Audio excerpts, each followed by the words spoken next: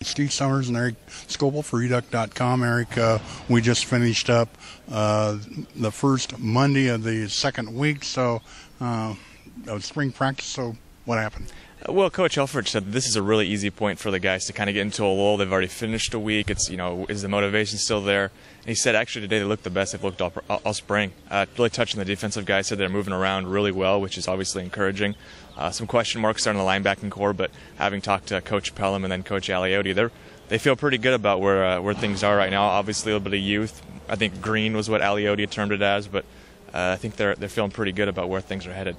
I know that Coach Aliotti had some real positive things to say about the defensive line, that he thought they're going along fine. One of the other interviews I did was with Erik Armstead, who has transitioned from basketball to football.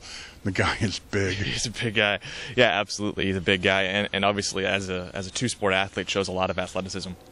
Well, to give you some idea, I had to crank the tripod all the way up to the top and tilt the camera up just to get him in. So, but he looked like he was in great shape. So that's something that the defensive side of the ball, Coach Aliotti also pointed out that, they're bringing so much depth back from last season, and he's obviously very excited about it. Oh, yeah, I mean, he even touched on Christian French a little bit, a guy who used to play on the other side of the ball as a tight end, who's now switched over and is kind of playing that hybrid position that Deion Jordan played last year, competing for minutes with Tony Washington.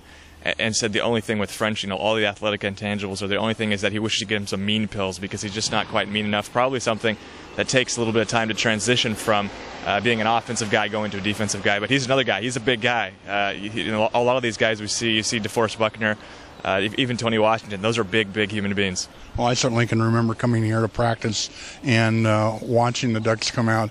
And for sure, there's just nothing similar about this team as compared to a lot of teams, a lot of bowl teams that Oregon had earlier on. Yeah, absolutely. No, you can definitely tell that they're recruiting a different type of athlete. Well, now let's talk a little bit about the offense. I also had a chance to talk to Tyler Johnstone. Yeah.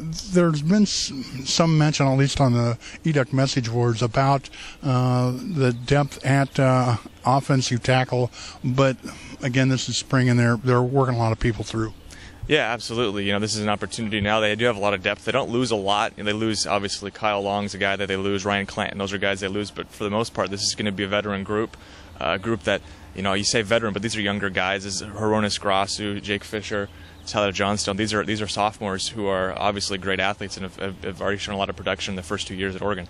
Well, the spring game is towards another couple of weeks off, so there's still a lot to cover. You'll be here every day, and I'll be back next Monday. So until then, this is Steve Summers with Erik Skopil for Reduct.com.